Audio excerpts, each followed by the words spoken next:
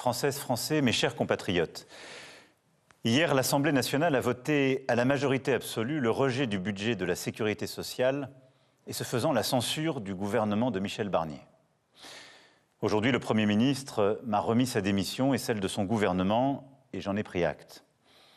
Je veux ici remercier Michel Barnier pour le travail qu'il a accompli pour notre pays. Lui, comme ses ministres, se sont montrés à la hauteur du moment quand tant d'autres ne l'ont pas été.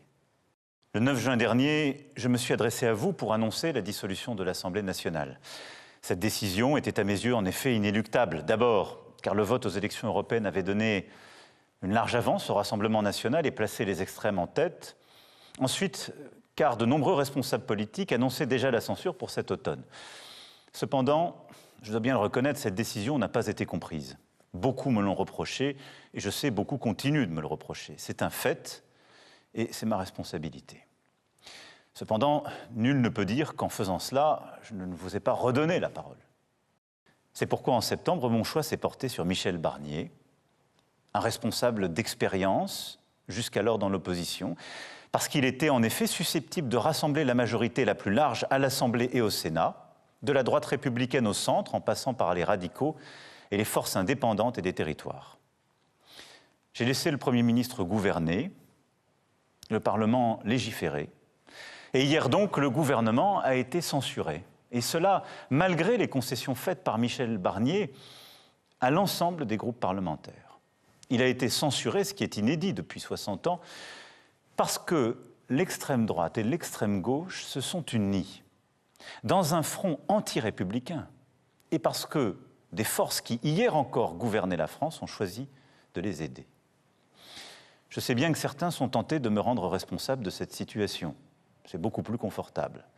Mais si j'ai toujours assumé toutes mes responsabilités, les bonnes choses comme parfois les erreurs que j'ai pu faire, je n'assumerai jamais l'irresponsabilité des autres, et notamment des parlementaires qui ont choisi en conscience de faire tomber le budget et le gouvernement de la France à quelques jours des fêtes de Noël. Le mandat que vous m'avez démocratiquement confié est un mandat de 5 ans, et je l'exercerai pleinement jusqu'à son terme. À partir d'aujourd'hui, c'est une époque nouvelle qui doit commencer, où tous devront agir pour la France et où il faudra bâtir des compromis nouveaux. Parce que la planète avance, parce que les défis sont nombreux et parce que nous devons être ambitieux pour la France. Nous ne pouvons nous permettre ni les divisions, ni l'immobilisme. C'est pourquoi je nommerai dans les prochains jours un Premier ministre. Je le chargerai de former un gouvernement d'intérêt général, représentant toutes les forces politiques d'un arc de gouvernement qui puisse y participer ou à tout le moins qui s'engage à ne pas le censurer. Le Premier ministre aura à mener ses consultations et former un gouvernement resserré à votre service. Sa priorité sera le budget. Une loi spéciale sera déposée avant la mi-décembre au Parlement et cette loi temporaire permettra, comme c'est prévu d'ailleurs par notre Constitution, la continuité des services publics et de la vie du pays. Elle appliquera pour 2025 les choix de 2024.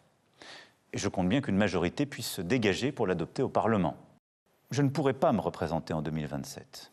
C'est pourquoi le seul calendrier qui m'importe n'est pas celui des ambitions, c'est celui de notre nation. Au fond, celui qui compte pour vous, pour nous. Vive la République, vive la France.